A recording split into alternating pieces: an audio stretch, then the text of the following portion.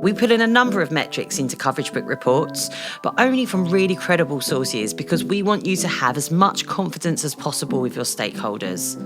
For media relations, we look at publisher site metrics to gauge the publisher influence, and then we go a level down to pull in data specific to your coverage. Each report includes publisher monthly traffic. That's the total traffic to the site that you gained coverage on.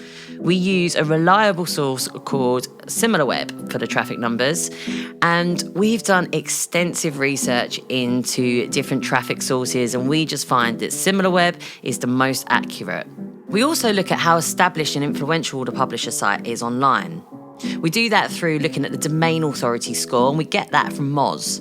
Domain authority, or DA, as you might have heard of it, is a well-recognised metric in the SEO and digital marketing space. The score is out of 100, and the higher the score, the more exposure the site and therefore your coverage may get in Google searches. Of course, site-level metrics really only provide context in PR measurement. We all know that we really need to know how your coverage performed. So we have a number of metrics to help you here. Our estimated coverage views metric predicts how many people might have seen your coverage in its lifetime. We can predict this by looking at the publisher monthly traffic, the size of the site, where the coverage is placed, and how it's being shared or engaged with. We also total up those social engagements in your report so the readers get a good idea of how your coverage was liked, commented on, or shared. These are all great indicators to see how much you've captured the attention of the readers.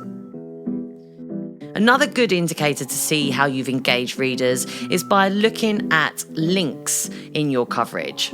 So although you'll need to see whether people clicked on the links, what we do is just get that first step rolling. So we scan your coverage to see whether you gained any links to your site or your client's site.